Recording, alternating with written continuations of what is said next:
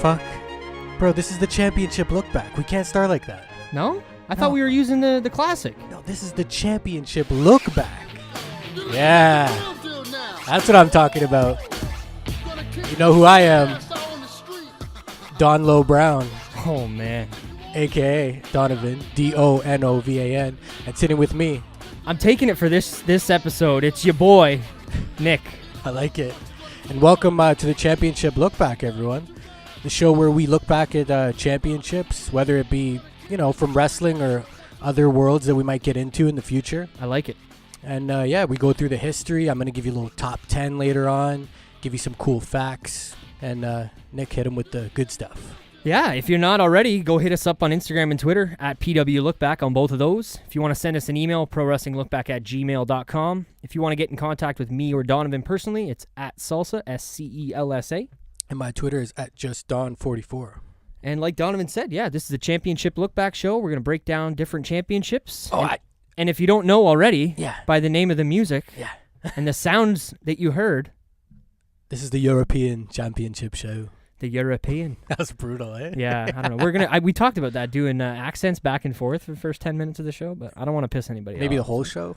Maybe I'll do the top 10 in some sort, maybe. I could do maybe a French one for the whole show, but it would come across very Quebecois, not France, so I don't know how well that would fit with the Championship LookBack. But yeah, I think that's pretty much it. If you want to hit up teespring.com/ProWrestlingLookBack, you can check out that. We've got t-shirts and stickers and tank tops and all kinds of stuff there. Like I said, the social media, if you're not already, hit 5 stars on iTunes for us. We'd appreciate that on the subscribe. Hit the subscribe button too. Ding. Head over to iTunes, like I said. YouTube, Spotify, and Podbean are where all the shows are available. Yeah. I guess with all that out of the way, Don, let's get into it. European Championship. Yeah. We are going to look back at the European title today, European Championship. Mostly, I guess, you know what? WWF European Championship, yeah. Was it ever the WWE? I don't think so. You know what? I think I have a little fact about that. There we go. And yeah, no, a WWE version of this title actually never existed other than replica belts. That have been made, like you can buy on shop or whatever. Yeah, exactly. So it's, WWF. Exclusive.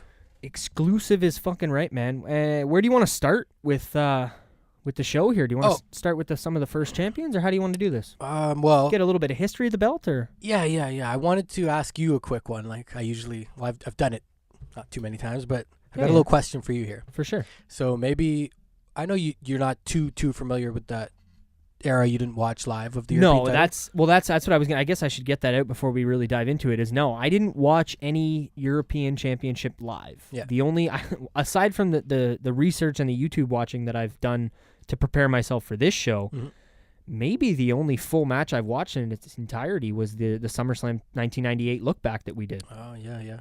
With D'Lo Brown and Val Venus. There you go. Your boy. Which we watched again here, right? Yeah.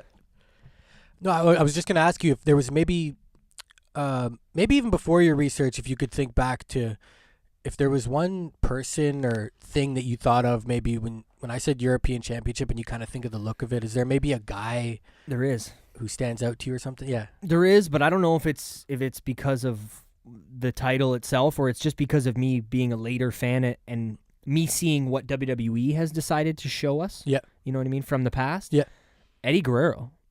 That's definitely what I think of. The first person, if I close my eyes and think European title, I know it doesn't really work being a Latino guy and nothing to do with Europe, but I picture him walking down with that Latino heat and China holding the belt. I got to be honest, we talked about this before hitting record.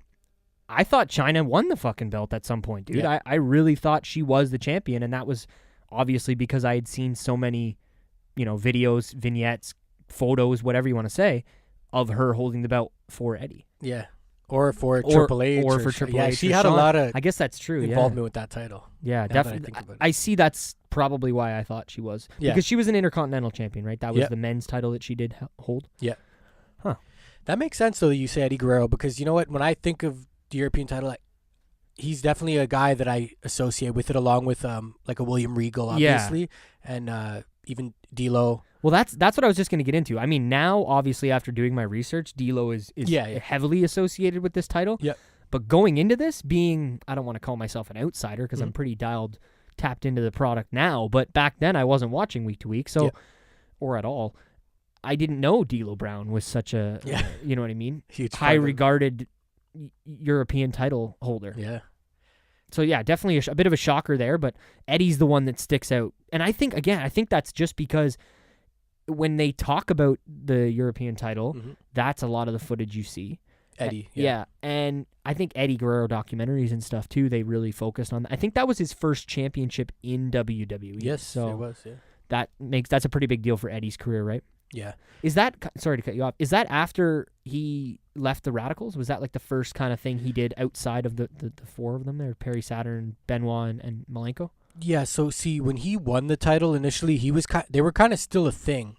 And that goes back to, people can check it out, our look back of WrestleMania 17. Yep. Because that's where he won they were in the European title, and he had a lot of help from the Radicals. And then he slowly got into the thing with China, and then kind of branched out and on his own. Okay. But did he have the Latino Heat music I talked about when he was with the Radicals? Or did that come with the singles run? Yeah, I think it came with the singles run. Because I believe even at Mania, he still was using the Radicals music. Yeah. I would love to know how they came up with that music because it's fucking perfect. Oh, I mean, obviously his music later in his career was, in my opinion, even better. The Lie, Cheat, Steal stuff. But fuck, his music on point. Perfect. Yeah, that pocket period of Eddie was wicked with China. And the mullet. And it's very similar, obviously, because he had just come from there. But he just reminds me that character is very similar to the one you would see over in WCW. Yep. Definitely like I said, look and very similar, obviously, because it wasn't that far removed. But yeah. I was gonna say, do you want to talk a little bit about the inaugural? Yeah, the tournament. The tournament that started off the European Championship there in what year was it? I believe it was in 1997. Yeah, I think you're right because I got the bracket up here and I want to kind of go through the bracket. So basically, in the first kind of section here, you got British Bulldog versus Mankind, with British Bulldog taking the win. Yep. And Vader and Rocky Maivia, obviously we know as The Rock. Yeah. With Vader winning, going on to face British Bulldog, as well as Owen Hart fighting Flash Funk. Don't really know much about that name. Oh, Flash Funk, yeah. And then Bret Hart versus Hunter Hearst Helmsley. It said Bret Hart was a sub. I'm not sure what that means exactly. Oh, sub. Oh my God, I'm an idiot. Jesus. It's a submission, not a pin. I was thinking like he got subbed in. I'm like, what the fuck does that mean?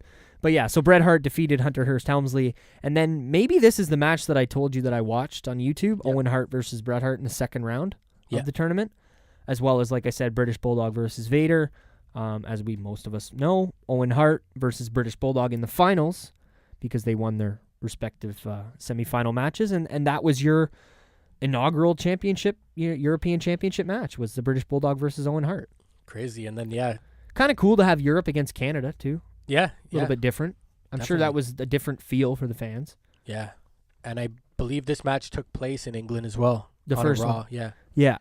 That's the one I believe. Like I said, I don't think I watched that match, but I watched the Owen Hart and Bret Hart match. Yeah. And there was a lot of fucking shenanigans in that one at the end, but I don't know. I just figured it was good to acknowledge at least the tournament, the style, the way they broke in this belt. Yeah, no, definitely. Obviously ending with the British Bulldog becoming the first European champion, which is very fitting. I like that too, that he... Yeah, same here. I would much prefer that over Owen, not because I don't like... It just makes sense with him being European. Yeah. Like, I wouldn't have been upset if they had two Europeans in the finals there. And very interesting the way he won it with that similar pin that he pinned Bret with when he won the IC title in England at SummerSlam 92. Like, he won with the exact same pin. Huh. That quick kind of... I'm sure that was... And then very similar... I can't even speak. Similar to the Owen Hart-Bret Hart pin, no?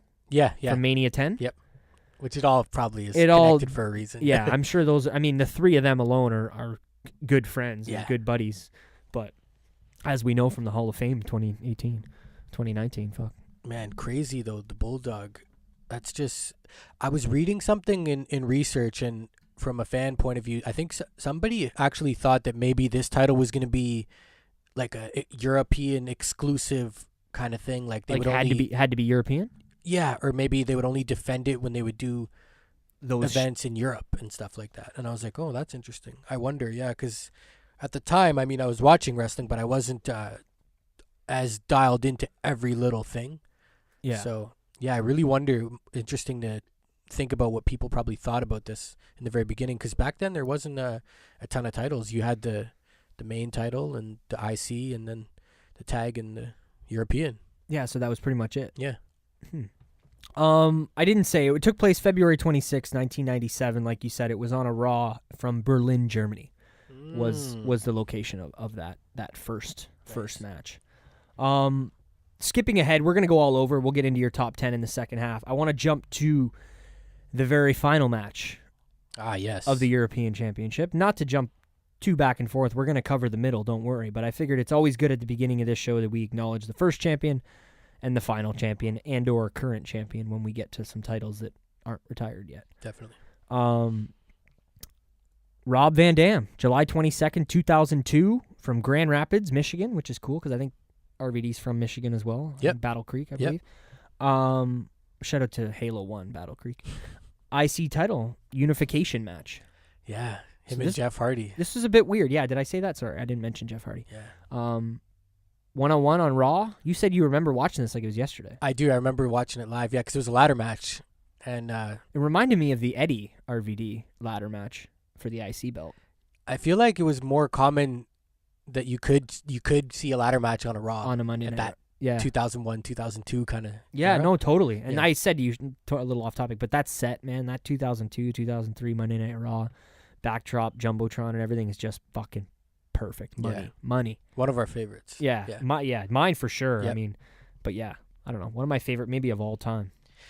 Yeah, so Van Dam wins the title, and they basically got rid of it. Like, it just became the IC belt. Which is so weird, and I don't know what show we talked about it on, but we did talk about this on a look back before, and I asked you, so I said, so that's the same title that we have today, basically?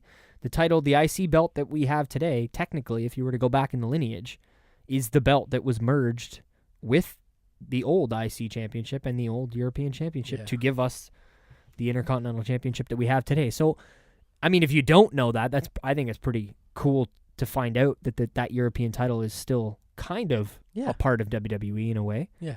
But yeah, also kind of weird that he wins it, but that's it. Like, do you think he enjoyed that, or do you think he wanted to walk around with both belts for a little bit? I'm sure they told him like, hey, we're going to unify them, but I just mean, speaking hypothetically, do you think he would have preferred to have both belts for a little while? Probably. Yeah. Thinking about Van Dam and just having two belts. Two titles, yeah. What two, correct me again, did Kurt Angle have the IC in the European, or was that the WWE in the European? Yeah, so this is something I have noted here as well. So this Eurocontinental champion, it became a thing. Okay. So, I mean, Van Dam technically kind of falls in there too. Well, sorry to jump all over the place. No. Before you get into the Euro IC, so did Van Dam get rid of the belt? There was no more belt. No more belt. The following week on Monday Night Raw, he was the Intercontinental Champion, and that was it. Yes. They did not refer to... They might have for the first couple of weeks mentioned it in passing that he unified them, but it's not like it was his sole decision when he won, like, I'm unifying. It was already known going into the match. Whoever wins is the unified champion. Which is interesting to think about, because maybe if Jeff Hardy won, would it have been the European title instead of the Intercontinental title? Why do we say that? Because going into the match, Jeff Hardy was the European champion. Oh, okay. I thought you meant something to do with his background or something. That's why I was asking. But yeah, that does make sense, because he was the European. Maybe. Yeah, that's a good point. But yeah, sorry, Kurt Angle, you were going to get into it a little bit. Yeah, the saying of the whole Eurocontinental champion, which I've never heard. So D'Lo Brown was the first, and he kind of started that whole phrase. Okay. Of being the Eurocontinental champion, the first man to hold the European and Intercontinental titles at the same time. Also falling under that list is my boy Jeff Jarrett. Oh fuck! He had them both. Yeah. I know he didn't have the European for very long, and we're gonna get into it, but he did, yeah, and he beat D'Lo Brown to do so. And then the next, obviously, Kurt Angle onto that list, because he won the European title and then would go on to win the Intercontinental and have them both at the same time. Because I remember seeing him wearing two belts. Yeah, and those are the two. That's why I'm. Yep. Okay. And a huge part of a lot of guys who are on this European title show, it's a huge, much like a US or an IC title, it was a big deal, man, for a lot of guys. This was their first title in WWE, WWF. Guys that would be winning that belt Yeah. usually was the first. Like Kurt Angle, that was his first singles title ever. Eddie Guerrero, as we talked about. D'Lo Brown as well. The Hurricane, probably. The Hurricane, yeah.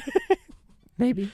You know what? The Hurricane, not to get on the Hurricane, but he might have had the... No, we can get on the Hurricane if you want. I don't know how easy it is to jump on a Hurricane physically, but sorry. He might have had a light heavyweight or cruiserweight reign before. I'm not 100% sure, though. Yeah, I could totally see but that. he's on the list Yeah. of European, yeah. We'll get to... He's on your list? Oh. No. We'll get to Donovan's list later. But yeah, so it was definitely a big deal for a lot of guys being a first championship to hold. Yeah. No, absolutely. And I didn't realize that.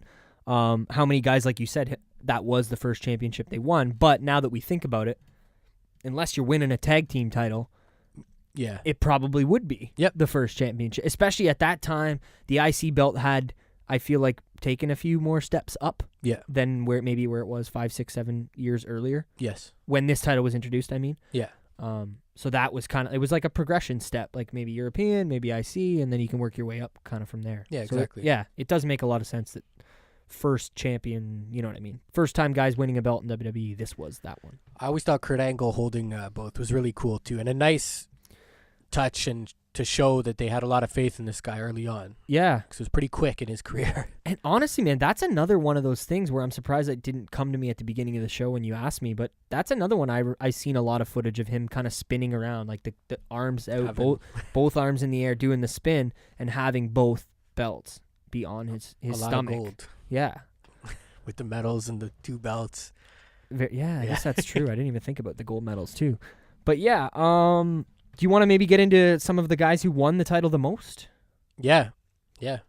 So the most reigns, it's a tie between two cross songs that were in the beginning. Yeah, well, the one wasn't good enough. We had to change the song. I mean, I wanted to start with that, and then but complications and shit happens.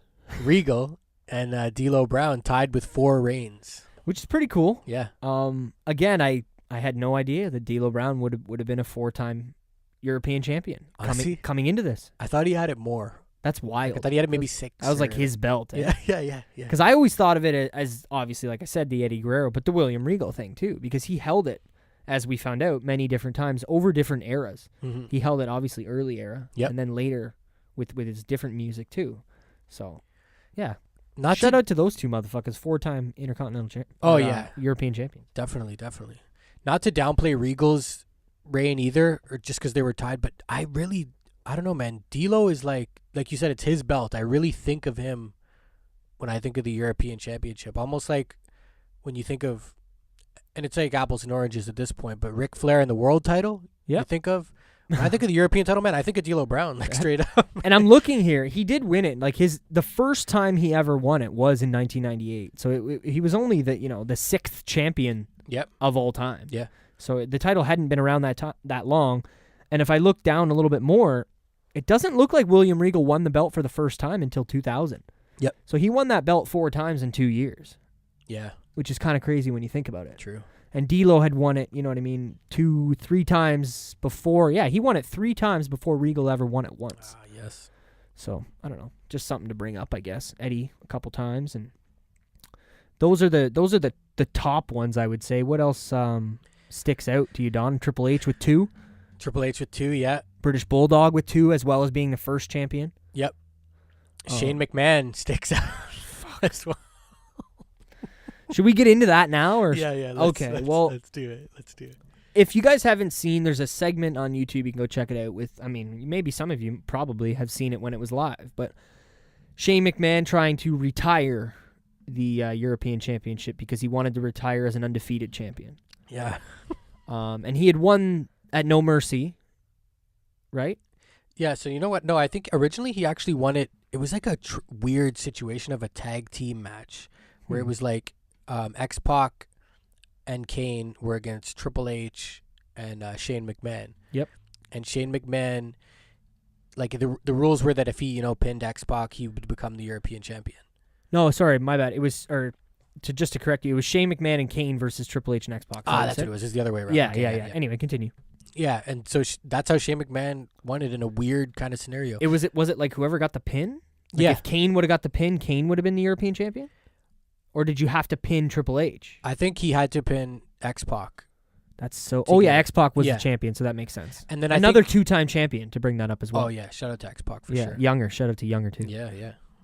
And I think that Shane McMahon and X-Pac at No Mercy was the rematch. Okay. At that point, yeah. Because That makes sense. they feuded a little bit. Not like super crazy or super long, but I do remember seeing Shane walking around with the European title and his suit on Raws. And did he... Okay, yeah, so when he wanted to retire the belt, like I was talking about in this segment, that was after he had already defended it? Yeah. That was Okay. after he beat X-Pac. So that was after he beat X-Pac in the rematch. Yeah, and that's why... He's quoting himself as an undefeated champion. Yeah, and they were kind of clowning on X-Pac in the promo. Triple H and Shane Gotcha. were clowning on X-Pac. And yeah, basically Shane McMahon... So this is like Triple H turned in the middle of this? Yeah.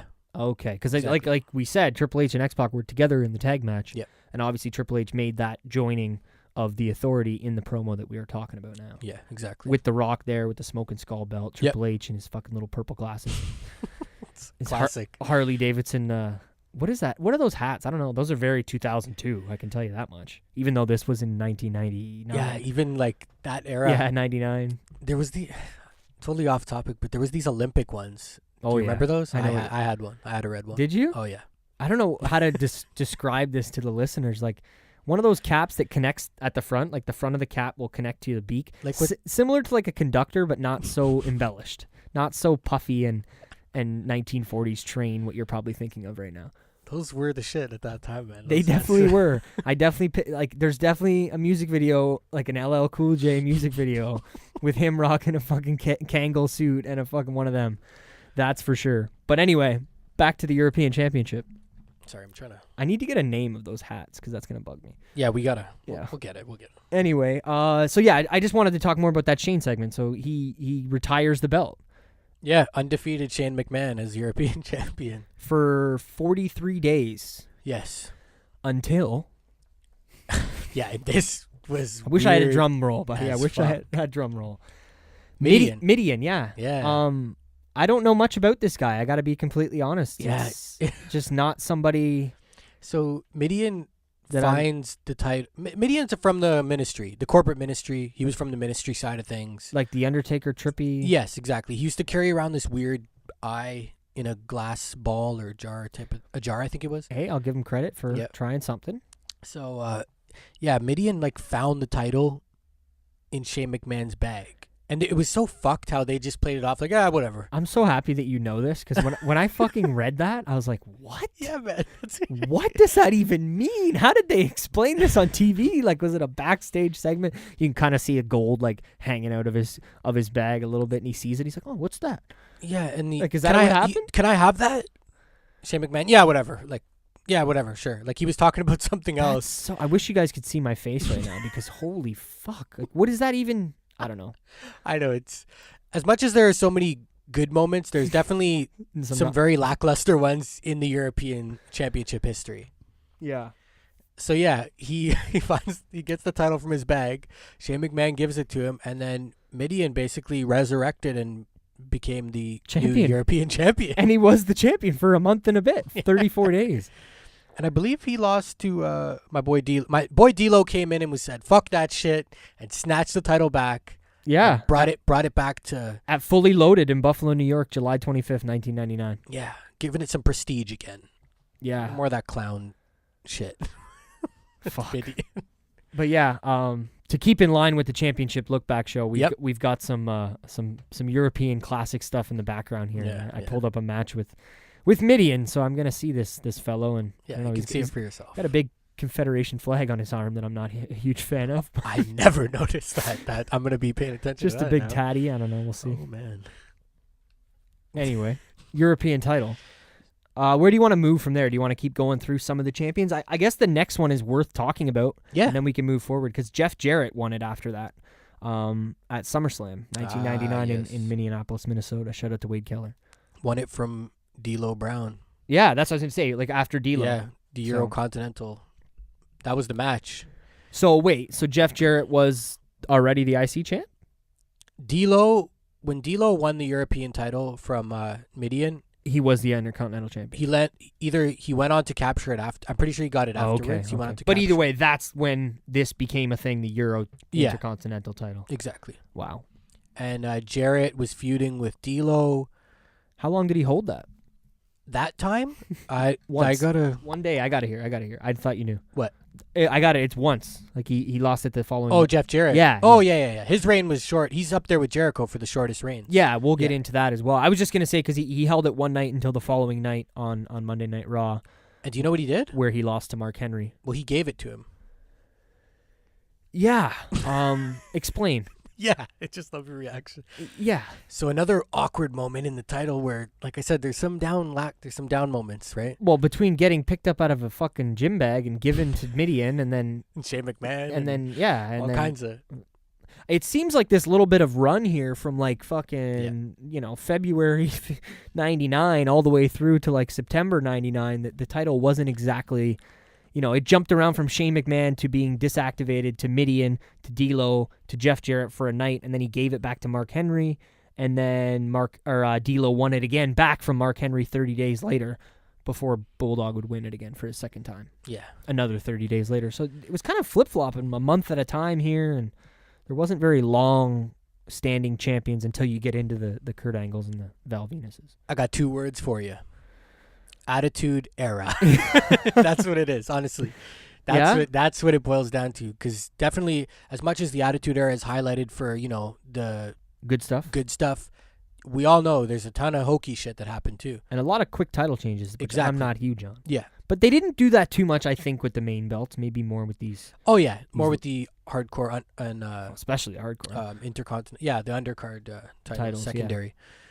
I would say even less so with the tag belts. Like I feel like some tag champs back then held them a little longer than, well, definitely longer than nowadays. But I don't want to get into nowadays. Yeah, it's funny when I think about the tag titles and that. Holy, that's a whole nother long topic. Running. Yeah, we'll get to that one day on the Championship LookBack Show. That's for sure. Yeah, so the reason Jeff Jarrett gave the title to Mark Henry because Mark Henry actually turned on D'Lo Brown, causing Jeff Jarrett to win. That's what happened. He turned on his boy. Wow. He helped Jeff Jarrett. Well, I remember this match very well because I have the VHS. I own it. It's somewhere. Shout out to that SummerSlam 98. Yeah. And, yeah, man, D'Lo got screwed by Deborah, by Mark Henry, and then he lost his belt. So he really got the short end of the stick that night. And then on Raw, Jeff Jarrett said, for Mark Henry helping him, he awarded him the European title. And I was reading that kind of as you, and I had read it before and forgot, but it's just very lackluster. But I don't know. I guess that's. But what there's a but. Okay.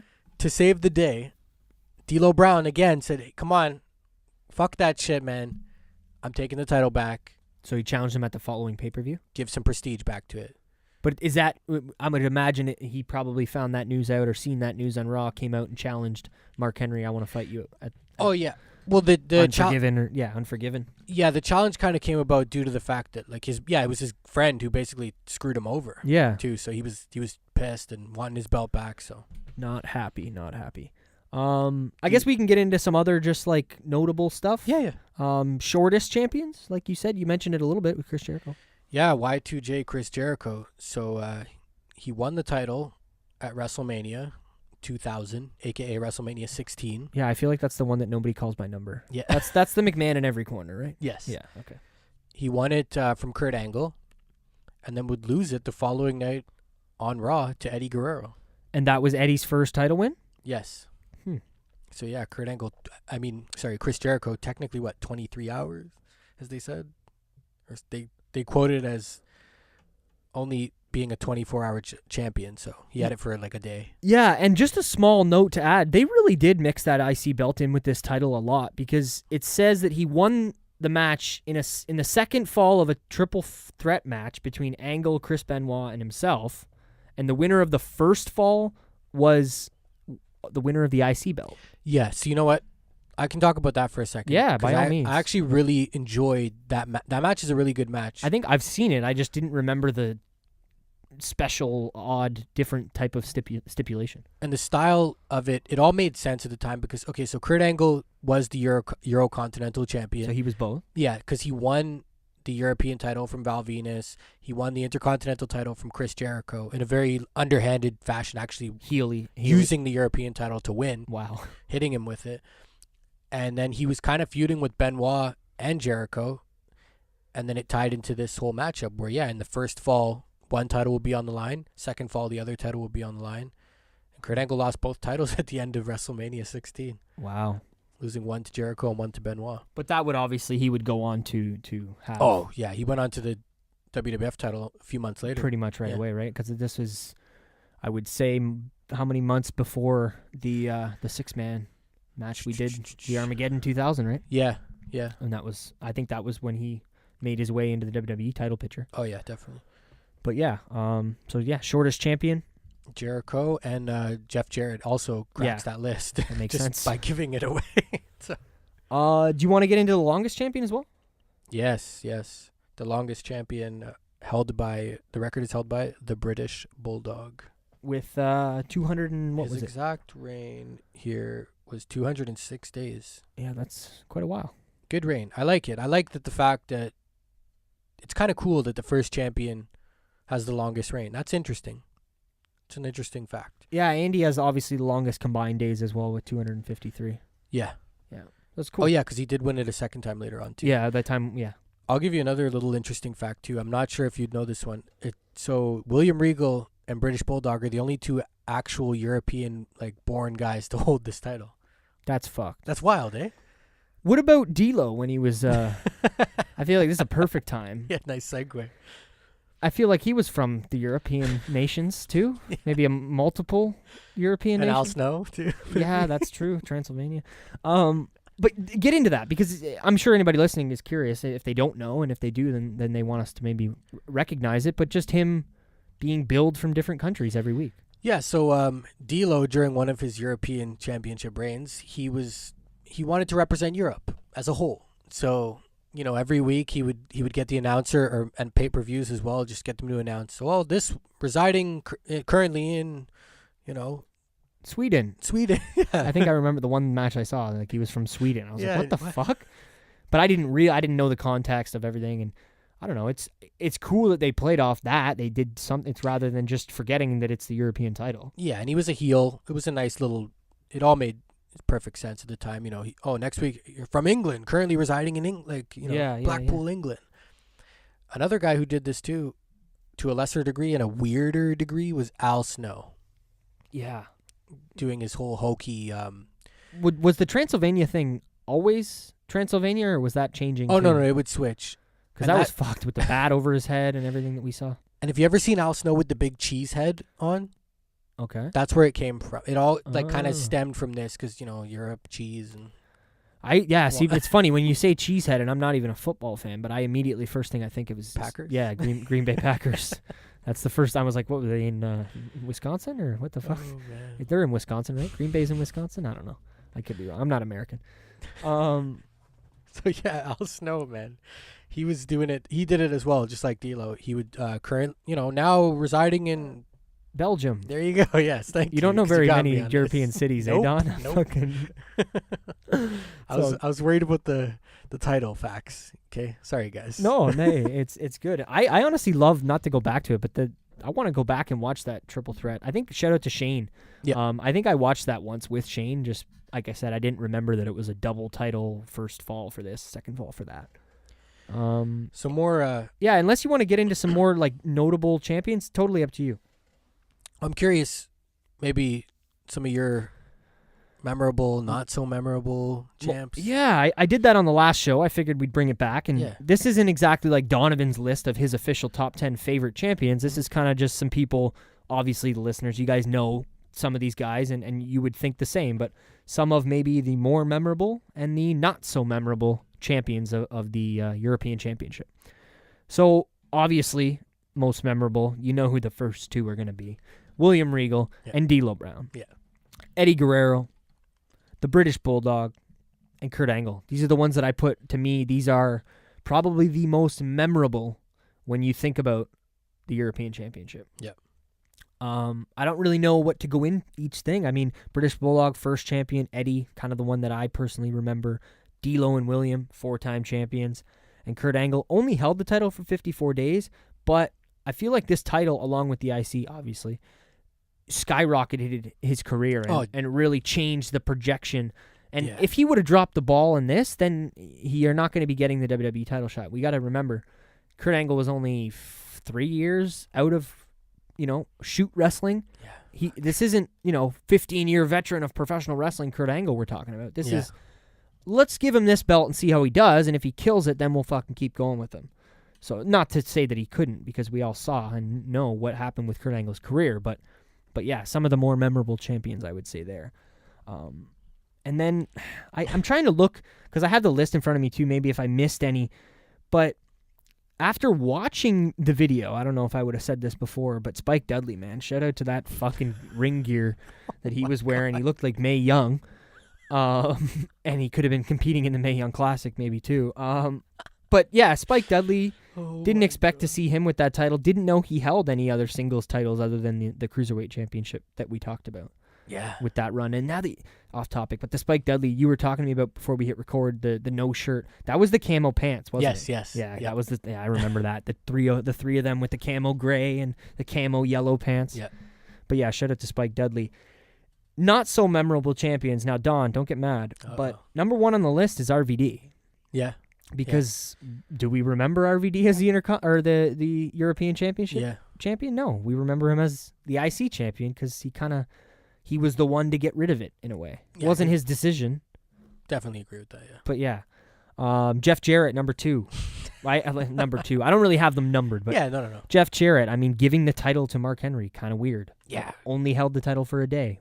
Again, we talked about it. Memorable in the sense, like we talked about on the last championship show, you remember it, but not for the good reasons. Yeah. So that's why I'm writing not so memorable. Yeah. Bradshaw, JBL. Yeah, man. 1 week title reign. Kind of just mixed in there, like, oh, we're going to give this a try. Nah, forget it. Yeah. Like, what happened there? There couldn't have been too much far ahead planning. In that one. Because I watched that. I looked it up. Did he beat Spike Dudley? I think he beat Spike Dudley, or him and Spike fought for it at some point. He might have, but I've got it here that he beat the Hurricane on an episode of Monday Night Raw in 2001. That's why I was thinking of Spike Dudley, because Spike and Hurricane and the whole tie-in. Yeah. I want to go back for a quick second. Can I add Hurricane to my memorable? Because after watching that segment with Molly Holly and the Supergirl, whatever she was, that's certainly memorable. And I had no fucking idea that was a thing. Never seen Molly Holly dressed like that before. Oh, really? Yeah, we're going to have to go back and... Mighty Molly? Never seen this, man. Didn't know this was a thing. Yeah, Mighty Molly. You know what? I don't have much recollection of Molly Holly prior to the haircut. Oh, true. Like, I feel like even when I was a kid and the first time I went on divas.com and I'm looking at all the diva bikini pics, she had the short hair, and I'm like, who the fuck is this grandma? Like, she's a good-looking girl, but I don't ever remember her with long hair until maybe not the look back per se with the podcast, but until I looked back at some shows and seen that, oh, yeah, I guess that was a thing, why her hair was so short that they cut it off. What was that, Mania? 20. Mania 20? Yeah. Okay, so yeah, and then that makes sense, me getting into, really diving in 2005, post-haircut.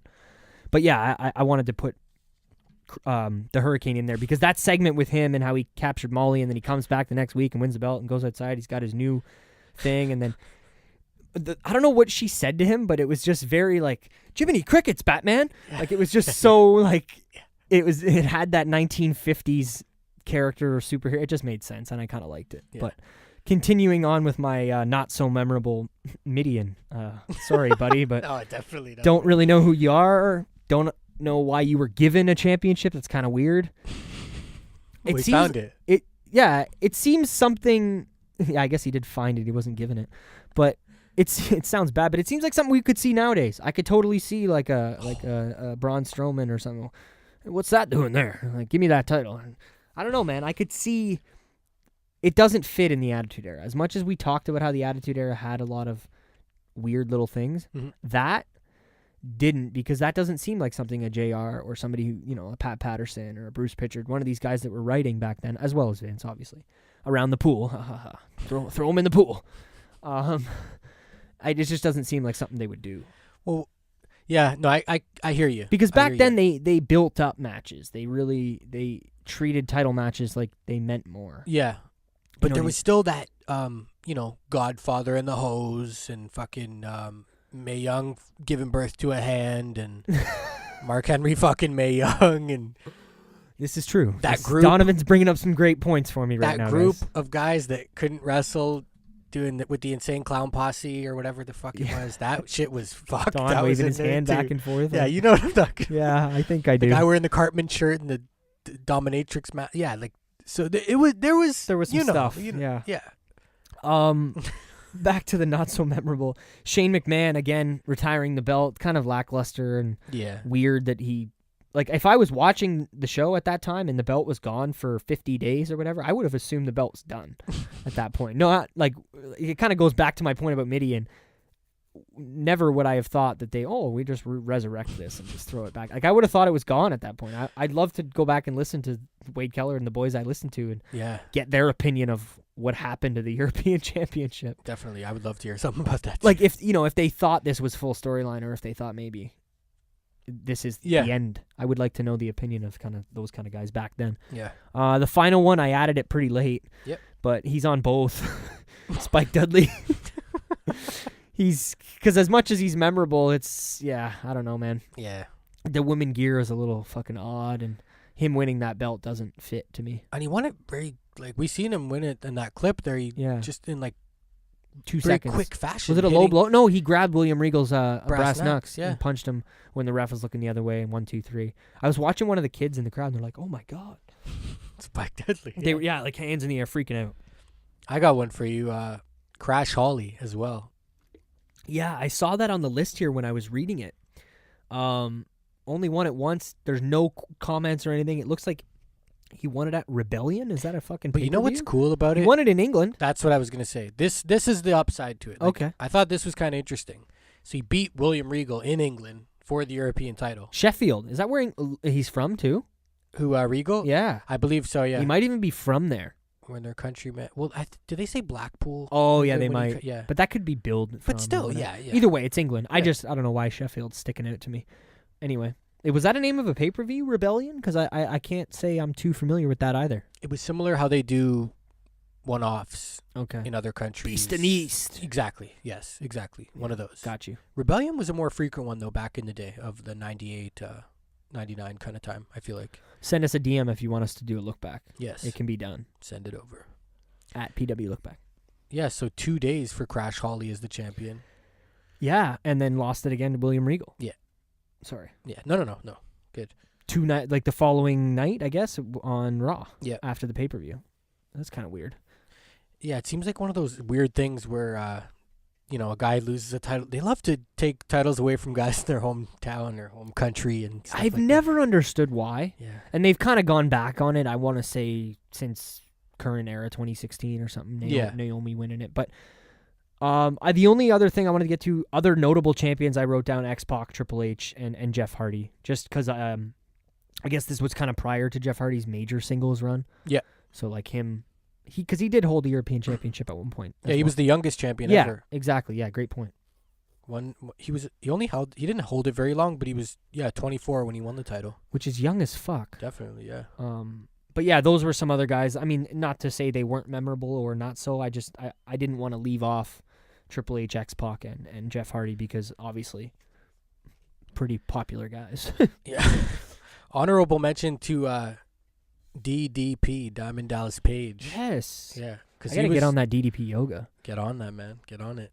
He was the oldest champion to win the title. At the age of 40-something, I would imagine? He was like 40-something when he started wrestling, wasn't he? Yeah, that's true. He got into wrestling very late. But yeah, I think this was might have been the only title he actually won in WWF, though. Yeah, that would make sense. Yeah. Didn't he, this is off topic, sorry guys, didn't he wasn't he a chauffeur at like WrestleMania 5 or something? Like he was driving a pink limousine? Oh, I'm not sure. Was he? Yeah. Oh, yeah. I don't know who. I can't remember what Mania it is, but somebody comes out like Jimmy Hart and somebody come out in a pink convertible, and wow. And DDP is the one driving the convertible. Probably the Honky Tonk Man. Honestly, I think you're fucking right. That would make sense. I think you're right. Yeah, it was a pink convertible. Not to get off topic, guys, but yeah, go back and check it out. DDP was the limousine, or I guess driver. Wow. He's wearing like a driver's uniform and a pair of sunglasses. He got the long hair, and I guess this was obviously way before WCW. Damn. Yeah. He was 46 when he won the title. Wow. Sorry, just to get yeah, that out that's there, yeah. That's epic to be fucking winning titles at 46. Yeah. It's crazy. The only thing I think we should talk about before it's time for your list. Yep. Because I mean, we're going longer than I thought we would. But Shawn Michaels, Triple H, Sergeant Slaughter, Christmas special, baby. Christmas special. Fuck. This was strange, eh? Oh, fuck yeah. I thank you for showing me though, because I had to make sure you see that. Well, yeah. After seeing that, I don't even know really what to say. You know, it's one of those things. Because I think you spoke to Mike D about the European title, and he said HBK. All I know is HBK and Triple H feuded for that title. Well, they didn't really. They didn't really feud. This was it. I am the game. Yeah.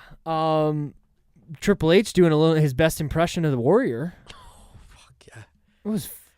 Go into this because you know more about this whole situation than I do. Just explain. I mean, for anybody who doesn't know what happened here, Sergeant Slaughter and everything. Basically, you had Shawn Michaels, who was the WWF champion at the time and also the European champion, and Sergeant Slaughter was the commissioner, aka the GM at the time. So he had it out for DX. He didn't like DX and what they were about, so he always had it out for them. So he figured, hey, here's what I'm going to do. I'm going to put Triple H against Shawn Michaels, his best friend, and you're going to have to defend that title. So, yeah, he put them in this situation where they had to fight each other, but they outsmarted him, as they usually would find a way around, and basically did a squash match where, Shawn basically laid down for Hunter. Yeah, it was very, the poke of doom, basically, because he pushed him, he fell to the ground. Triple H ran over top of him 4 times, imitating Warrior and is bouncing off the ropes, and I don't know what the elongated fucking extending of his arms and legs and, making sure 2 strides per. I don't know. I wouldn't have picked up on the whole Warrior thing until maybe the splash, but yeah, it is a good point to bring up the fact that he got squashed to Warrior at Mania, and he kind of did that to squash Shawn Michaels as a joke. Yeah. And then that was it. He wins the European Championship and begins to cry in the ring like he was. Yeah, Shawn Michaels. Shawn Michaels was sobbing for a little bit, like, oh. And then Triple H was kind of sad, and then they both started laughing. Like Slaughter came out, and they both basically just started laughing at Slaughter, and I don't know, we fooled you, you idiot. Yeah, so they pulled a fast one over on the Sarge once again for the European title. But you know what's really crazy about that is that so Shawn Michaels had the title, and he had a couple of he had a good match with Owen. Yeah, the one with Bulldog, and he had a couple of decent, but he didn't do a whole lot. I think the main idea here was to have to put the title on a guy who was going to be more active with it and more out there with it. And yet Shawn was already the WWF champion. So. And how did he? Do you remember how Shawn had won the European title? Yes, he won it from the British Bulldog. And why did they give him the belt if he was already the champion? It was actually, I believe, it was a champion versus champion match. Ah, okay. Well, then that makes sense. Where Bulldog was defending his European, and you know what, man? I think it was in England. I'm pretty sure. Yeah. I'll fact check it for you. That would make sense. Shawn Michaels, yeah. Birmingham, England, September 20th, 1997 is when Shawn defeated the British Bulldog. Oh, yeah, and he's the second. That's the second time the championship was ever, well, maybe not defended, but, changed hands. Yep. 82 days after the inaugural champion, British Bulldog. So, just to quickly get on the whole Triple H, while we're on Triple H, I'll talk about it. Because one of his reigns was, not so memorable, and then one he had, and it was a lot longer. So his first reign was only 40 days. And the reason for this, there was this weird situation. Goldust was going through all kinds of character shit at the time. What do you mean by that? They kind of mentioned it on commentary. I don't know if you heard him passing. He was dressed up like a Christmas tree, and he was just doing, it wasn't Goldust. He was more Dustin, but doing all kinds of weird shit. Yeah, okay, anyway, yeah. And basically he dressed up as Triple H, and Sergeant Slaughter, having it out for them, counted that as him, you're Triple H and you're defending the European title. And that's how Triple H lost the European title the first time. Shit. To Owen Hart. Yeah, no, that I have here too, yeah. And that was 40 days after he beat Shawn. Yeah. So Goldust dressed up as Triple H. Basically on his behalf, and Slaughter, having it out for them was like, hey, you're Triple H. Oh my God. And that's what I mean. This was that fuck shit that I was talking about. I don't even know what to say, honestly. Like, that's because, it goes back to Triple H. Is that? Yeah. It had a lot to do with, obviously, the feud between Slaughter and DX at the time as to why. Yeah, and even on Wikipedia it says here, defeated the artist formerly known as Goldust, who was dressed as Triple H. Commissioner Sergeant Slaughter awards the title to Hart, considering Goldust as a substitution for Triple H. Aired January 26th. Yeah. WWE recognizes Hart's reign as lasting 53 days. And then Triple H would win it back later on. Yeah. Yeah. And that was a better reign, much better reign by Triple H. Definitely. I think this has been good, man. You want to get into your list? I think it's time for the list. I think it's time for the list of Donovan. Top 10. So this 10. is a top 10 list of my favorite European champions in a ranking order. Yeah, we do this this is something we do on every Championship LookBack show. It's kind of, we take the first half, this time 50 minutes of the show, and talk about the title, and then the second half or so, half an hour or whatever, will be Donovan providing and giving us reasons as to why these 10 wrestlers and or superstars are his favorite. Number 10. European champions, yeah. Number 10. That was good. So coming in at number 10, can you guess who? Well, I'll tell you. I don't think I can. Not till we get a little higher up. Shout out to my boy. He's a Canadian, Christian. Oh. Clocks in. Yeah, we didn't talk about him, and I purposely kind of left him out right now because I wanted to talk about him on the list. But Christian is number 10 European champion on my list. I like it. Good pick. Yeah. So, Christian, he only held the title for about 91 days. Like, he didn't have a super long reign. That's all right. A 3-month reign. Yeah. But it was a big point in his career, He basically had lost the IC title to Edge literally 9 days earlier. After they split, obviously. Yeah, and they were feuding at the time. So he lost the IC title, and then he bounced back like pretty quickly, winning this European title. He won it from Bradshaw. Huh. So he stopped that shit, put a stop to that shit. Yeah, that was only a week, right? Yeah. And then, Christian, he had quite the memorable feud with DDP, as I remember. And I do remember their match at WrestleMania 18. Yeah. I think DDP was defending the title at that time, but they had a feud. We watched a little bit of that on YouTube. Yeah, exactly. Where Christian was like, at this time, he would do this thing where he would like throw temper tantrums. Oh, really? And he even did it a bit in that match, and go on the ground and start kicking and screaming yeah. And it was just, it kind of works with his character. I can totally see that. Him being that whiny, I couldn't get the 3, what the fuck, and just losing it. And DDP's character was all about positivity, and not a bad thing, it's a good thing, like you would always say. Yeah, I haven't watched much DDP, WWE DDP, so that's kind of cool. Yeah, so that was the whole character premise between, Christian and DDP. It was a nice little angle they did. And yeah, man, I think Christian, I looked at a lot of guys, there was a total of 27 champions, recognized champions. Yeah, we didn't mention that. Probably, I don't know if Goldust is included in that list, but yeah, Christian, man, definitely worthy of the number 10 spot. Yeah, no, I'm happy he cracked the list, and it was cool. Like you said, we didn't really talk about him much on the show, so it was cool to, props to Christian, props to Canada. Yeah, that might be a running thing a little bit in this list I'm looking at now. There's a couple guys that we didn't really talk about too much. I can fuck with that. I can get down with that. Number 9? Number 9. I might have to record those, and then I can just play them. So this is a nice little segue crossover. Someone who Christian's very familiar with. Matt Hardy. Oh. Yeah, Matt Hardy. Another guy, like you said, we didn't really talk much about on this show so far. So Matt Hardy, European champion, 125-day reign. Oh, that's a good amount of time. Decent reign for especially Matt. For the Attitude Era. Yeah. And this was Matt's first especially for this title. I feel like there wasn't very many long title reigns with this title. 50, 60, and even 90 days for Christian is a long time. Yeah. Yeah, around the 50. Yeah, right. A lot of them when I was looking there. But anyway, sorry. So yeah, Matt Hardy, this was his first singles title, and like we said earlier, man, another huge thing for guys because, Matt was very much looked at as a tag team guy at the time. Jeff Hardy was already gaining a lot of steam and popularity, like on his own, doing things. I think Jeff Hardy probably already won the IC title at this point, had the hardcore title, and then, this was the title that Matt won, and he was looked at more seriously as a singles guy at this point. And at this point, you probably know, and I don't think were the rosters split? Or no? Were they on both shows? Would he have just been on SmackDown with the European title or no? I think they were still all over, all together. Yeah. Wild card. Yeah, wild card. Yes, it was wild. It was wild. Yeah. So yeah, Matt Hardy, number 10. To me, number 9. Number 9. Sorry. Yeah, it's all good. Thanks.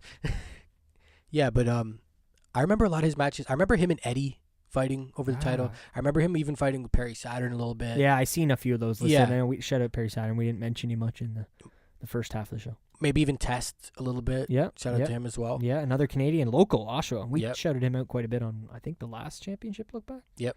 Or one of them. Yep. I don't know. We did it, though. I know. Check it out at PW LookBack. So yeah, I thought, hey, Matt Hardy's first single title, it's a very pivotal, moment. Yeah, maybe should have cracked my memorable list. Because I didn't really book that first championship, 121 days or 20 days. That's a long time. That's significant for Matt. So And, good pick at number 9, man. It's crazy because I like it. That makes him the second longest reigning European champion. See, that's what I knew that. As soon as you said 120 days, I'm thinking, I've been staring at this list for the last hour we've been recording, and I don't see many title reigns that are that long because none of Shawn Michaels, no Triple H, no Bulldogs. D'Lo had 4 of them, but they were non. Yep. You know what I mean? I don't think they were that long. Yeah, so that was a huge factor as well, For sure. He cracks that list, man, of guys who, second longest. Huge deal. Fuck yeah, that's a good list. Or good, you know what I mean? Good pick on the list. Definitely. Like it's a good spot on the list. Yeah. Number 8. I like it. Yeah. A guy who helped and hurt the title, in my opinion. Yeah. But there's history that lies within this reign. Within the hurt. Of the Heartbreak Kid. Shawn Michaels. Yeah, I guess one of the first. He beat the first champion. Beat the first champ. 82 days as champion. And like you said, man, when China was someone you thought of with that title. Yeah. A lot of that was during that Shawn Michaels DX run, I remember. She was always holding that belt. Yeah. Now answer me this. Is this, I know we had Warrior in 90, whatever it was, winning both titles in WrestleMania 6. Don't get mad at me, fans out there. I know a little bit about what I'm talking about. It was in Toronto. I just can't remember what year it was. Edge was in the crowd. 1990. Yeah, there you go.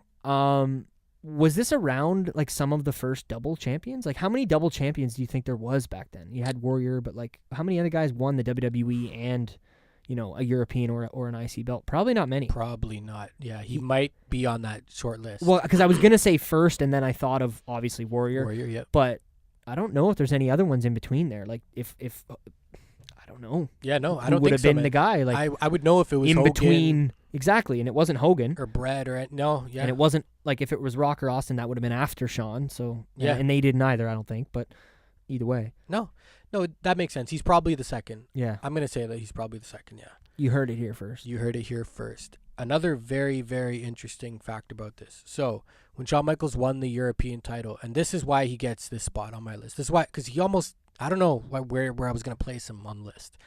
But this made Shawn Michaels the first ever Grand Slam champion.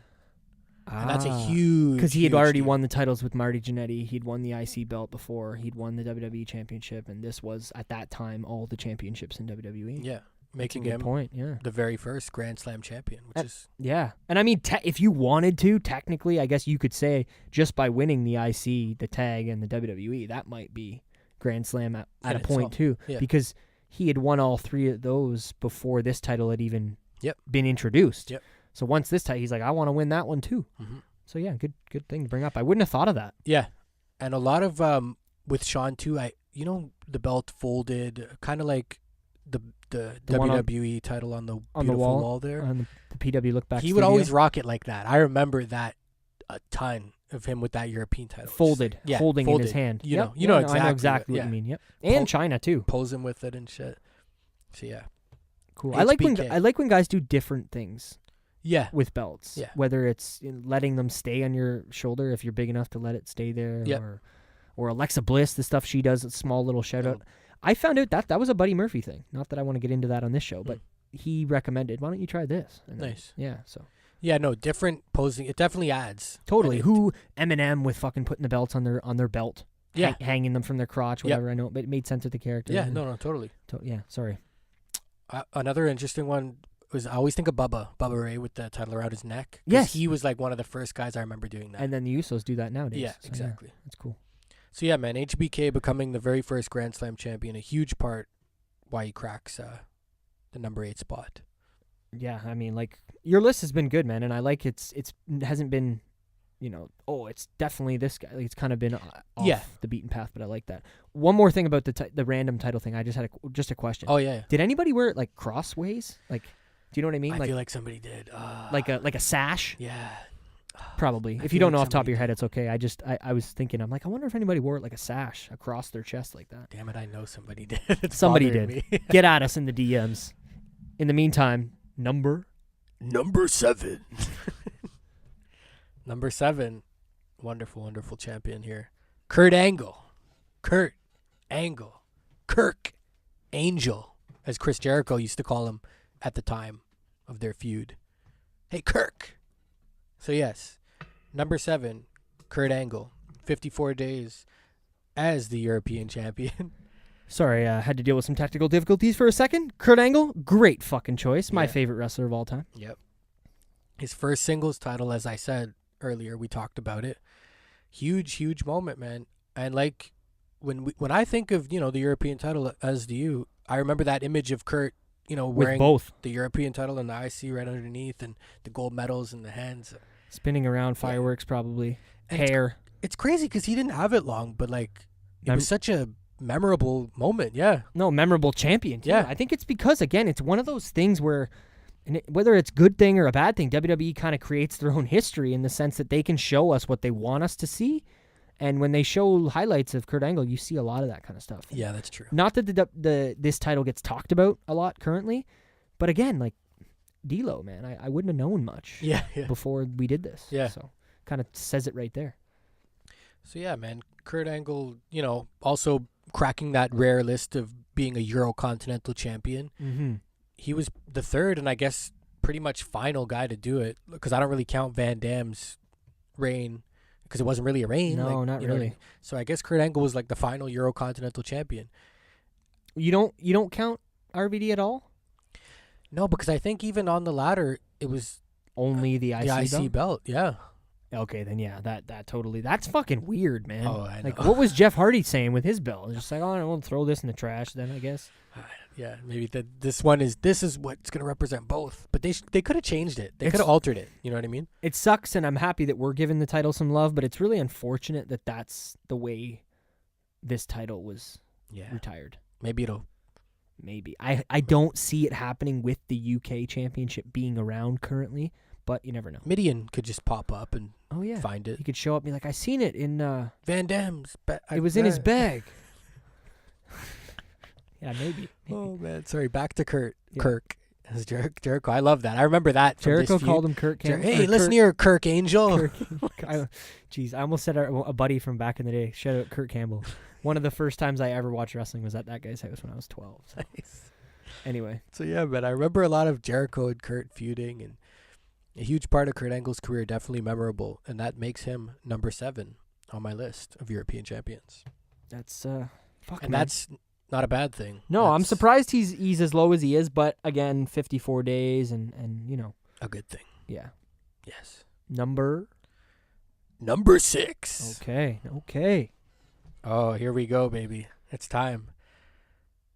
I got 2 words for you. Not really. But it's my man, the game, Triple H, another DX member. I'm not surprised that they both cracked the list, I got to be honest. And one more time just for the boys, I am the game. Yes. And hey, man, are. I'm crediting Triple H's second reign, not his first reign. Like, yeah, it's obviously, I'm going to acknowledge it. Not the reign with formerly known as Goldust. Yeah, but like I want to see Goldust dressed up as Triple H, by the way. We're looking that up later. Yeah, we will. No, not his first reign of 40 days, but his second reign of 120, which he's right there. Tied with Matt Hardy, or is it one day? Matt's 125, he's 120. So he's right. He's close. Yeah, wow. No, I don't know why I thought you said 121 earlier, but either way, 5-day difference. And then obviously Bulldog being at the top. But yeah, good pick, man, for fucking... Yeah, and, I mean, I was expecting to see both of these guys in the top 10. Yeah. I was. even though we watched the shit show of a match that they had for the belt, they both had individual title reigns that were significant. Again, with China holding the belt for Triple H. Yep. In this as well. Yep. And really, I would say, you tell me, kind of solidifying DX as like, we're going with these guys. Yeah. Because we're taking the fucking, the secondary title off of Shawn, putting it on H, and this is our, aside from the IC belt, I don't know who the IC champ was at the time, but, this is the two big belts, and these are the guys we're going with. Oh, yeah. And definitely, I would think Triple H's, his second reign especially, helped solidify him more as, like, a solo guy. Yeah, oh, totally. Doing his own thing. Because this... Has he won the IC belt yet at this point? Don't tell me this is the first belt Triple H won in WWE. No. That would be something. Yeah, at this point, I believe, no, he held the IC under the Hunter Hearst Helmsley gimmick. Oh, okay. Before doing a feud with Rocky Maivia and stuff like that. I remember little bits and pieces of that. This was after he took all the heat for the fucking curtain call and shit. Yeah, yes. Anyway. So, a huge part of it, though, man, Triple H gets a lot of credit for me because this was a huge play in the beef of the Nation Domination versus D-Generation X, the European title. Because Triple H and D'Lo were feuding for the belt a lot. And D'Lo's the guy who eventually takes it off Triple H during that lengthy reign. So all comes full circle. Yeah, like this was huge in the whole feuding of those guys. And matches with even The Rock at the time and Triple H. And there was a whole lot of cross beefs, Mark Henry and D'Lo. And there was a lot of DX Nation at this time. So it was definitely a huge point in Triple H's career. Yeah. No, and like you said, a decently long title run. Yeah, pulling up another video in the background here, all the past champions. So yeah, Triple H, number 6, clocking in. Number 6, and I'm gonna do this, Don. Yeah. For your top 5. You tell me when you're ready. I am ready.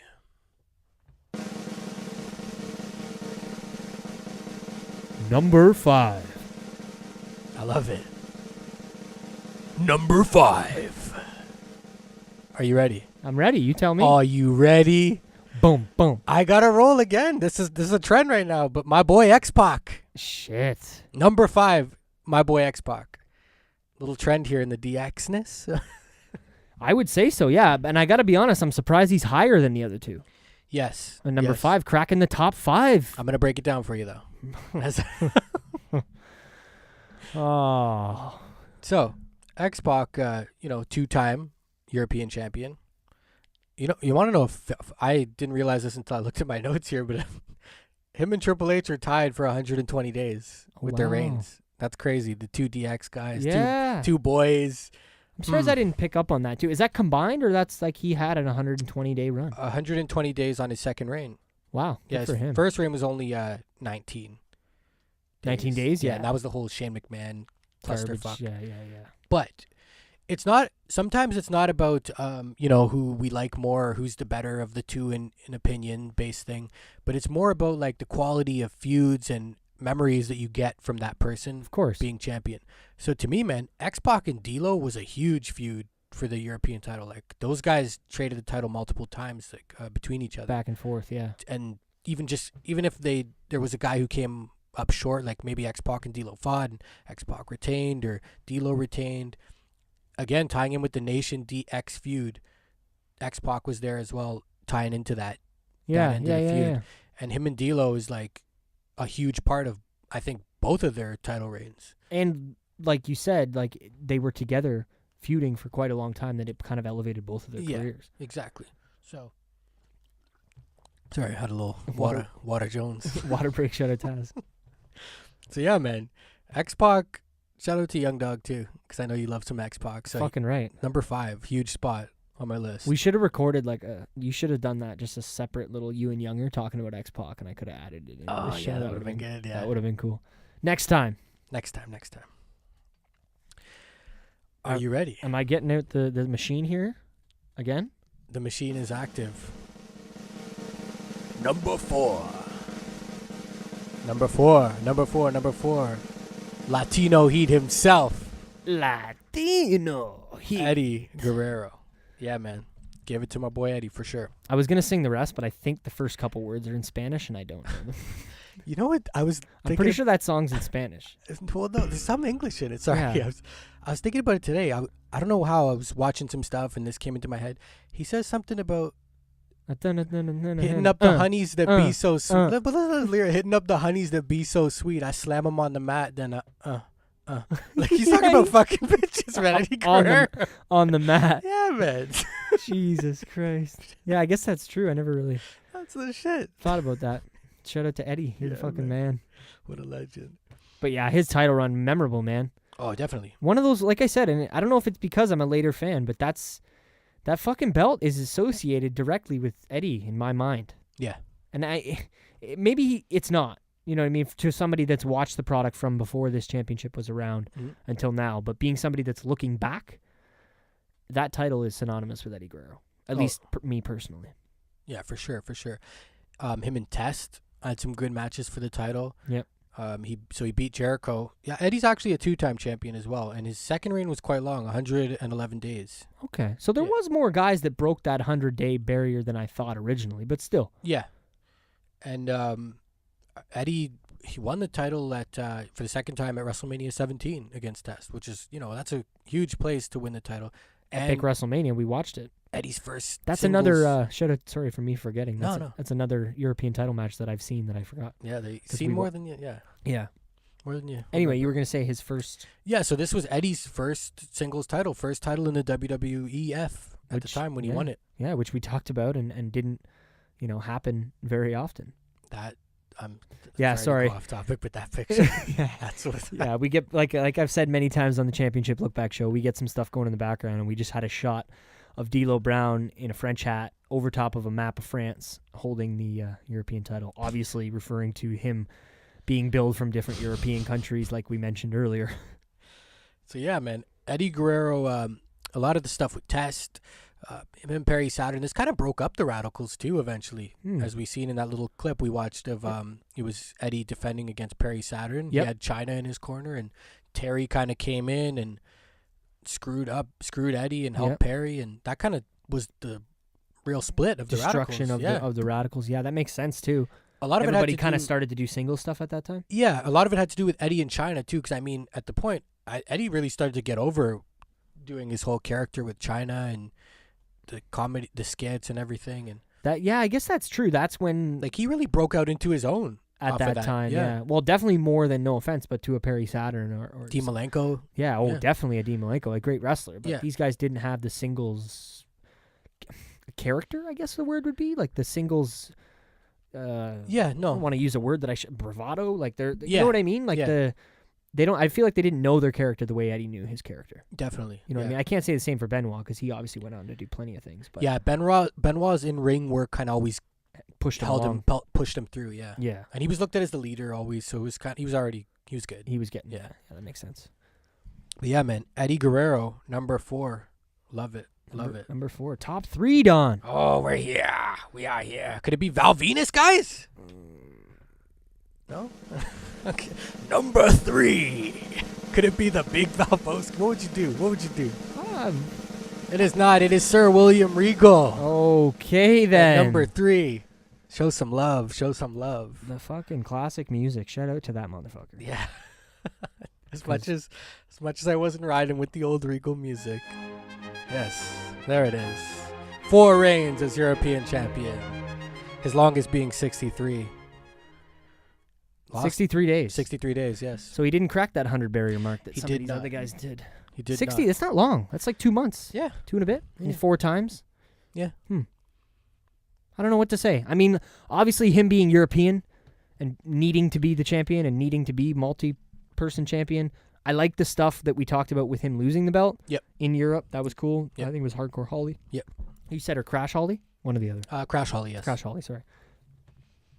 Yeah, so no, also with Al Snow, man, like there was a little feud there with Al Snow's shenanigans and his whole, representation of Europe. Regal wasn't having it, and he wanted to, he felt offended and wanted to take back this title and bring it back to where he thought it rightfully belonged. Yeah. And I think, the fact that Regal is up there with most reigns, huge. He's a guy that, like I said, him and D'Lo are kind of 2 guys I really, as much as Kurt and Eddie and everybody else, I really think of D'Lo and Regal. a lot during that 2001, 2002 era. William Regal on Raw doing the wave, being a heel. That fucking music, him as the European champion, man. It just makes sense. Yeah, right of course. There, it's besmirched. Yeah, besmirched. Yeah, whatever that means. What was I getting? I was thinking of William Regal. Yes, Regal and Al Snow though. Oh, okay. Yeah, I like the fact that Regal, as much as he would, some of these guys would like get the better of him, but he got it back. Yeah. So in the whole thing with him and Crash Holly, he got it back. Him and Al Snow, and he got it back. But you mentioned when we watched a little bit of that match, you liked how he took offense to kind of some of the guys, making, because he said it's not even European or something. He said it's. Where was Al Snow? What was he saying? He was Transylvania, something about Romania, which I'm going to talk to my buddy at work because I didn't know that was to do with Romania. I don't know. We'll talk about that later. But yeah, I like that he was, acknowledging that it was disrespectful and it pissed him off in a way. Yeah. That Al Snow was doing that. Yeah. And he's, like I said, a guy, I think of European title, I'm definitely thinking of William Regal. And hey, there was only 2 guys from Europe to hold the title, him being one of them. I think that's a huge deal. Totally. Yeah. Good pick, brother. Good pick. Your lists, I mean, they're always good. But yeah. You liking this one? I am. And I was expecting a William Regal in the top 3, and I'm happy that he's there. Are you ready for Valdo? Maybe Spike or the Hurricane? Jeff Hardy? You tell me. The drums are rolling. Number 2. D'Lo Brown. Oh! D'Lo Brown is number 2, guys. As he should be. Yes. If not one spot higher, but I think we know who we've saved that spot for. Yeah. We'll get there in a second. But D'Lo, I mean, I don't know, and I'm not trying to rush you along, dude, but what else is there to say? Yeah. We've really covered D'Lo here, and I don't know. This tends to happen when we get to the top 3, top 5 guys. I mean, we've spoke so much on the European title already, and certain guys already. Like I said, man, what Ric Flair is to the world title, if you think of the big gold belt, that's what I think. D'Lo Brown D'Lo. is that to the European Championship. Man. Straight up workhorse at the time. Multi-person champion. And I said it on babyface and a heel. Yeah, babyface and a heel, both runs. Put on good matches at the time. A nice mid-level guy, and worked with a lot of different types of people. From like what were we watching him in? Mark Henry. Yeah, what was the guy? The UFC Dan Severn. Him getting that chest protector after getting stretched by Dan Severn. That whole storyline that lasted a while. Him and Val did stuff. Him and X-Pac. Him and Triple H. Like the list just. And I think Shamrock came out. Were they buddies there? Shamrock came out for the save in that match there. Yes. And they were kind of buddies. And then Edge comes out and attacks him. So yeah, fighting, like I said, all different types of fucking wrestlers for sure. Yeah. Shout out to D'Lo fucking Brown, man. Oh yeah, definitely. And I don't know why, man. I don't know what it was, but I've said it on that look back too as a kid. I just always liked D'Lo. Yeah. He did a nice fucking frog splash too. He got up there. I've seen it. He did similar to the like a RVD one where he would have his hands clamped together. Yeah, in between the legs. In between the legs, yeah. I think I've seen a video of that real for frog sure. I did a bunch of those on the trampoline when I was a kid. Go check it out. So yeah, man. Shout out to D'Lo Brown, number 2. I think deservingly too, number 2. Yeah. Spiked. Yes. Yeah, good. Like I said, it's not that I don't have more to say. I just feel like we've covered a lot of D'Lo on this show. This is kind of it could be the D'Lo show. It could be the D'Lo show. Residing. Stay tuned for that one day, maybe the D'Lo look back.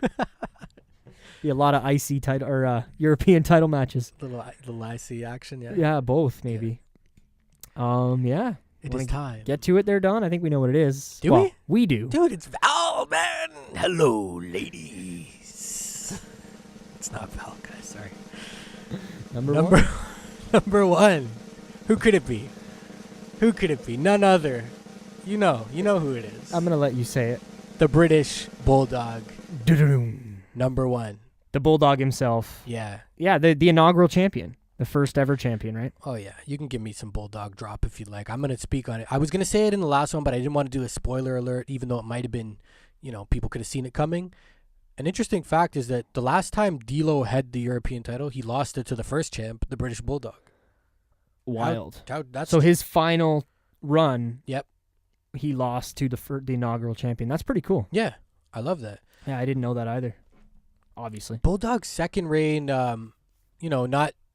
It was a different time. It was when he had the jeans and it was in the Attitude Era. It wasn't the same classic British Bulldog that when he won the title that everyone really kind of thinks of. This one, you know what I mean? It wasn't this guy. No. But this reign, this champion, huge, man. The first time he won it, being the first European champion, excellent match with fucking Owen Hart. Would go on to have excellent match with fucking Shawn Michaels. Who better to carry the title? Sorry, I was loving it. I had to bring it back for a second. Yeah. But yeah, no, good pick. I was trying to see if I could pull up his music too from the Attitude Era, because I got to be honest with you, I don't know if I ever saw that. Oh, I could show you. Yeah. Don't know if I've ever. I'm pulling it up now, and we're looking as you tell me a little bit about, obviously number one here, the inaugural European champion, but I don't. He looks like fucking Ken Shamrock, bro. I can't even. The taped hands and the jeans. Yeah, and he looks like his son, like a lot like his son. His son wore something like that, similar in New Japan at times. Okay, yeah. Well, even just in his face, like yeah. that, I can see it more there, obviously, than I could with the longer hair, the braids. Cornrows. Is that braid rows? Yeah, he had like a braid up in. Yeah. Yeah. But no, the first champion, the longest champion. I don't. You know what else I look at too, man? Classic matches, too, again with different types of fucking people. Yeah. Sorry. Bulldog is like he's a guy who I think of could have been WWF champion but never was, and even though he like fought for it a couple of times, I think his big memorable wins in his career, like as far as the IC in Wembley against Brett back in '92. Yep. And then this one with the European title, those are so special in themselves. Like it just kind of, it all balances itself out, in my opinion. The fact that they would want to, give this guy a main event spot with an Intercontinental title, call back to that. Yeah. And a main event spot, again, winning the first ever European title, huge. Man. And multiple time champion and holding it for a long time. Yeah. Like I said, I don't want to repeat myself, but those are significant stats. I love that he's the longest reign, too. Oh. I love it. And that he's a European. I love that at least the longest reign and, multiple reigns have Europeans plus D'Lo. Yep. Who, like we talked about, went in and did the whole I'm from here and I'm from there.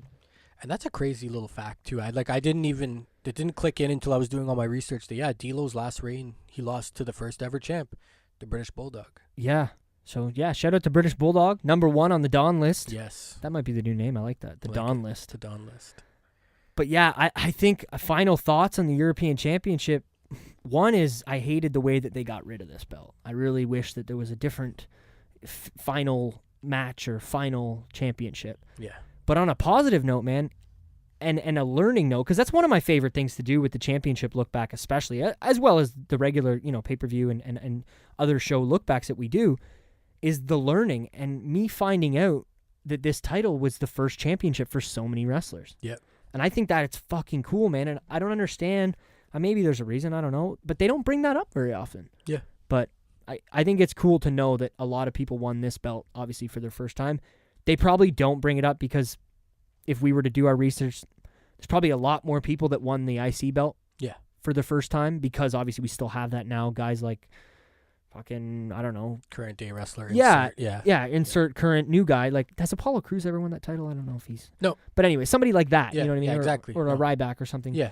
To win their first title. So that was probably my biggest takeaway from doing this show is finding out, oh, wow, a lot of guys won this belt as their first championship in WWE. Guys who went on to win world titles. Eddie Guerrero, Kurt Angle, maybe not D'Lo Brown, but you know what I mean? Significant wrestlers. Definitely. So, I don't know. Any final thoughts from you, Don? Oh, I gave a lot, man. I had to give the love to the European title and the list. I feel it was very fitting. I missed this title in some ways, but in some ways I think there's a lot of titles in the current era of WWE. So maybe it's better put to rest and let it rest with all this good history and the network. Obviously, go back and watch any of these matches we talked about tonight on the network and listen to us shoot the shit about the European title. Yes, it's been good. Championship Look-Back Show. I think we riding it out. That's it, right? This is how you want me to close it down? Don't forget to follow us on Instagram and Twitter. At PW Lookback. Not even a Bulldog or a D'Lo. No, I figured this would be good to... There you go. Like I said, guys, check us out on Instagram and Twitter at PW Lookback on both of those. We appreciate you listening to the Championship Lookback Show with the Dawn List. Yes. I'm going to keep that going. Hit over to iTunes, Spotify, Podbean, YouTube. Subscribe, hit the 5 stars, like, listen to the shows. Let us know if you like them. Send us DMs on Instagram and Twitter. I think that's pretty much it. If you want to get at me, follow me on Twitter at Salsa, SCELSA. And I'm at Just Don 44. And for the Championship LookBack Show, that's pretty much it. I'm Nick. Don Low Brown. Stay down. European Championship. Stay classy.